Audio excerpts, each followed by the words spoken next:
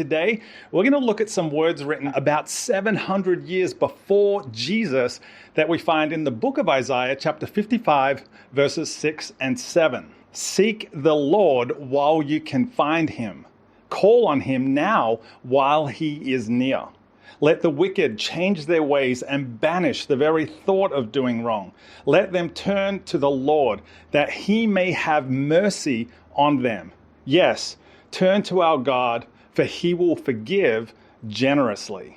Now, these are the sort of verses that you could easily turn into a tweet or a post on Instagram, but I think you want to get more out of the Bible than just a social media post, right? So let's spend a minute and take a deeper look into these words and how they can impact your life today. So these verses start with a recommendation to seek the Lord. And the Hebrew word we translate as seek in this verse is daresh, which means to investigate, to study, and to pursue. So the idea is that we would pursue God while we can, which is interesting because the modern world tells us we should pursue money and fame and security. It tells us we should pursue status and more social media followers. But God tells us to pursue things like justice and mercy and humility and compassion and relationships, because the defining moments in your life won't come when you make money and invest in wealth, but when you make friends and invest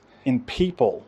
Then today's reading ends by saying that when we seek God, he will have mercy on us. And the Hebrew word we translate as mercy in this verse is rechem, which means to show compassion. And rechem is one of the deepest expressions of God's unfailing love. It's like how Rick Warren says, God's love is like an ocean because you can see its beginning, but not its end.